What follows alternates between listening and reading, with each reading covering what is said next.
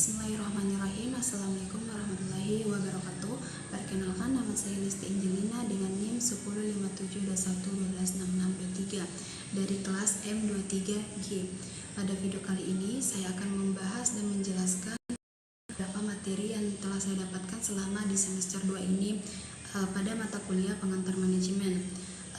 Terdapat sekitar 13 materi pada mata kuliah ini yang akan saya bahas.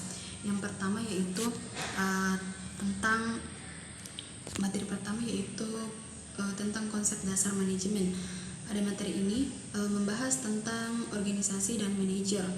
Pekerjaan manajer tidak terlepas dari organisasi, yaitu kumpulan dua atau lebih orang yang bekerja sama secara terkoordinasi untuk mencapai tujuan tertentu. Organisasi diperlukan untuk pencapaian tujuan yang lebih efektif.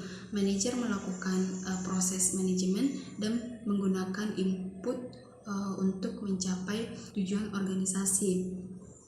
Proses manajemen sendiri itu mencakup perencanaan, pengorganisasian, pengarahan, dan pengendalian. Meskipun secara teoretis proses manajemen menunjukkan hubungan yang logis, dalam praktiknya proses manajemen dilakukan tidak selalu urut dan seringkali dikerjakan secara simultan. Dan ada beberapa perbedaan jenis manajer berdasarkan tingkatannya, yaitu manajemen puncak, manajemen menengah, dan manajemen bawah. Kemudian pada materi kedua yaitu tentang manajer dalam kegiatan manajemen. Pada materi ini membahas tentang apa itu manajer, tujuan dari manajemen, dan fungsi dari manajemen. Manajer sendiri adalah orang yang melaksanakan kegiatan manajemen. Kemudian tujuan dari manajemen yaitu untuk mengatasi konflik yang terjadi dalam suatu organisasi. Kemudian tentang manajemen, dalam manajemen diantaranya yaitu seperti yang tadi, yaitu perencanaan, pengarahan, pengorganisasian, dan pengendalian. Kemudian pada materi ketiga yaitu materi tentang perkembangan ilmu manajemen. Ilmu manajemen sendiri itu adalah bidang studi yang mempelajari konsep, teori, dan praktik yang terkait dengan pengelolaan sumber daya dan proses organisasi untuk mencapai tujuan yang telah ditetapkan. Kemudian ada faktor yang mendorong evolusi pemikiran dalam ilmu manajemen, yaitu yang pertama perubahan lingkungan bisnis, kemudian teknologi dan informasi, globalisasi, perubahan sosial dan budaya, dan penelitian dan pengembangan teori, dan yang terakhir yaitu persaingan yang ketat. Kemudian terdapat juga jenis-jenis teori manajemen. Yang pertama yaitu teori klasik. Teori klasik yang ini menyoroti tentang prinsip-prinsip dasar manajemen. Yang kedua yaitu teori birokrasi, yaitu menekankan struktur hierarkis atau pembagian kerja. Yang ketiga yaitu teori hubungan, dan yang terakhir adalah teori sistem. Kemudian pada materi yang keempat yaitu materi tentang lingkungan dan budaya organisasi. Lingkungan organisasi sendiri itu merujuk pada kondisi fisik dan sosial di mana sebuah organisasi beroperasi, sementara budaya organisasi yaitu mengacu pada nilai-nilai, norma, dan sikap yang dianut oleh anggota organisasi tersebut. Kemudian pentingnya pengelolaan lingkungan dan budaya. Organisasi itu perlu memahami dan mengelola lingkungan serta budayanya untuk mencapai tujuan yang strategis. Pengelolaan yang efektif ini dapat meningkatkan adaptabilitas, inovasi, dan kinerja seluruh organisasi. Pada materi kelima membahas tentang materi tentang tanggung jawab sosial dan etika manajemen. Tanggung jawab sosial juga dikenal sebagai Corporate Social Responsibility atau yang disebut dengan CSR, adalah komitmen perusahaan untuk berkontribusi pada pengembangan ekonomi, sosial, dan lingkungan.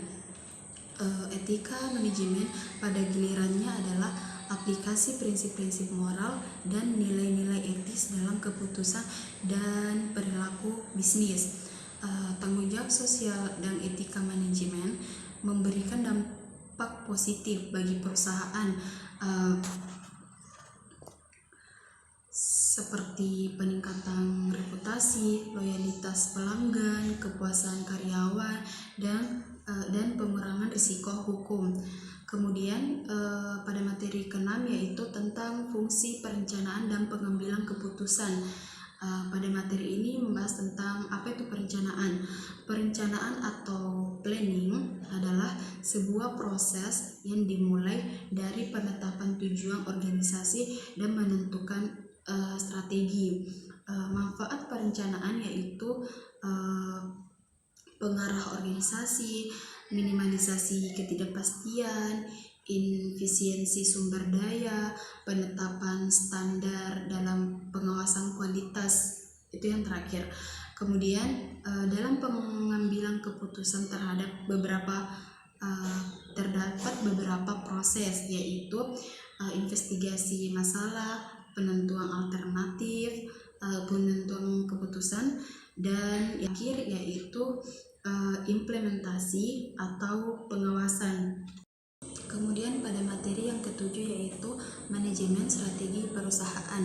Manajemen strategis ini merupakan suatu sistem yang saling mempengaruhi dan bergerak secara bersama-sama ke arah yang sama pula.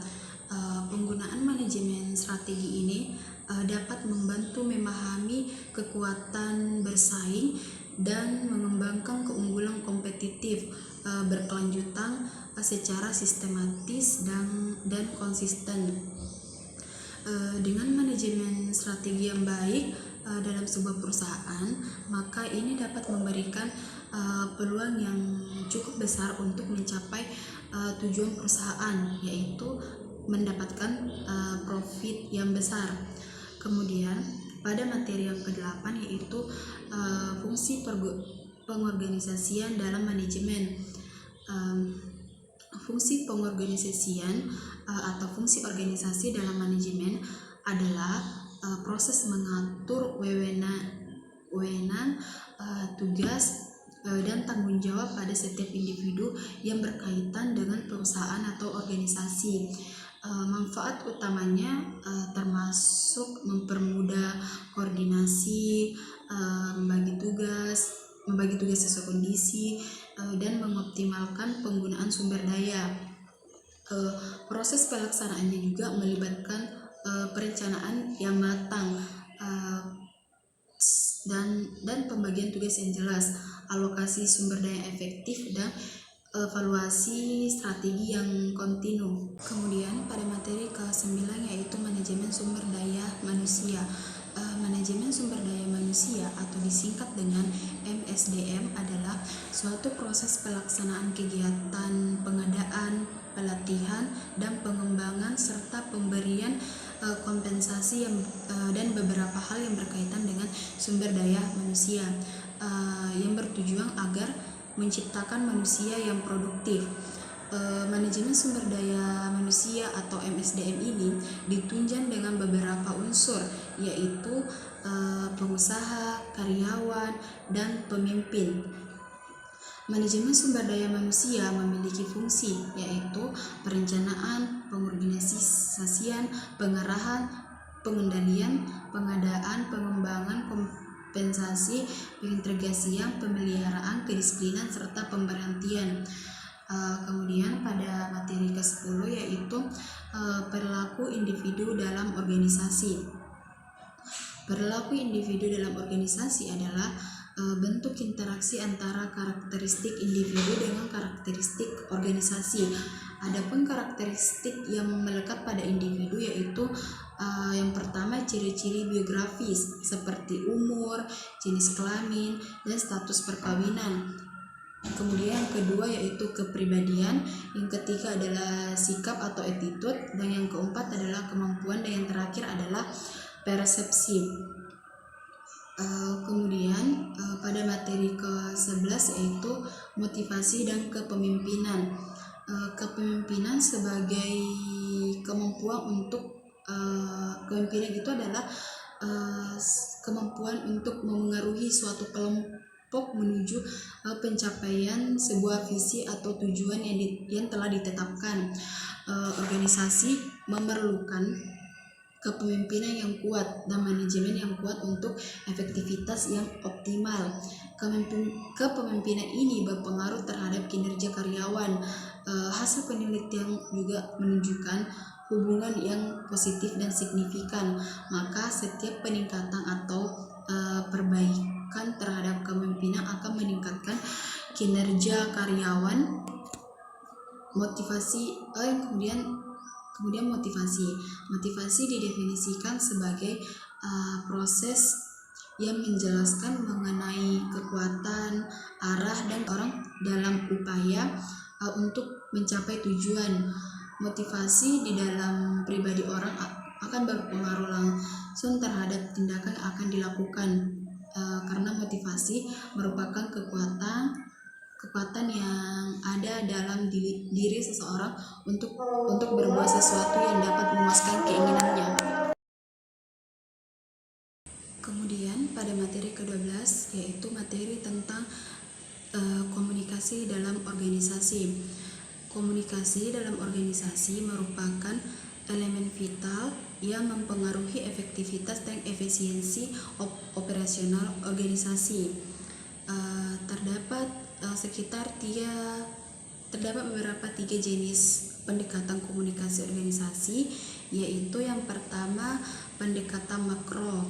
Pendekatan makro yang dipandang sebagai struktur global. Kemudian yang kedua yaitu pendekatan mikro. Pendekatan mikro yaitu pendekatan yang berfokus pada komunikasi dalam unit. Kemudian yang ketiga yaitu pendekatan individual. Pendekatan individual yaitu pendekatan yang berpusat pada tingkah laku komunikasi individual. Kemudian fungsi komunikasi dalam organisasi yaitu sebagai fungsi pengawasan, sebagai fungsi motivasi, pengungkapan emosi, dan informasi. Kemudian menjelaskan proses komunikasi dalam penyampaian pesan ini. Pengirim menyampaikan pesan melalui beberapa tahap, antara lain yaitu pengirim mempunyai ide, pengkodean ide, terus penyampaian pesan melalui media komunikasi, penerimaan ide, dan menafsirkan pesan, kemudian umpan balik. Kemudian pada materi yang terakhir yaitu materi pengawasan dan pengendalian. Pada materi ini membahas tentang apa itu pengawasan dan pengendalian. Pengawasan dan pengendalian organisasi merupakan fungsi vital dalam manajemen yang memastikan organisasi berjalan sesuai dengan rencana dan mencapai tujuan strategisnya. Tujuan pengawasan dan pengendalian adalah untuk memastikan efektivitas dan efisiensi operasional, kemudian meningkatkan kualitas keputusan manajerial. Yang ketiga yaitu mengidentifikasi dan mengoreksi masalah secepat mungkin, serta mengarahkan organisasi untuk mencapai tujuan strategisnya. Kemudian ada dua macam pengawasan, yaitu pertama pengawasan internal. Pengawasan internal ini merupakan pengawasan yang dilakukan secara mandiri oleh setiap pekerja terhadap tugas yang dibebankan terhadapnya. Kemudian yang kedua yaitu pengawasan eksternal. Pengawasan eksternal merupakan pengawasan yang dilakukan terhadap seseorang atau sebagian oleh orang lain atau di luar bagian yang diawasi, biasanya bagian yang lebih tinggi. Dengan menerapkan proses yang sistematis dan memanfaatkan teknik serta alat yang tepat, organisasi ini dapat meningkatkan kinerjanya, dapat mengelola risiko dengan baik, dan terus beradaptasi terhadap perubahan lingkungan. Baik, itulah tadi penjelasan dari saya dari ke-13 materi yang saya dapatkan selama perkuliahan di semester ini.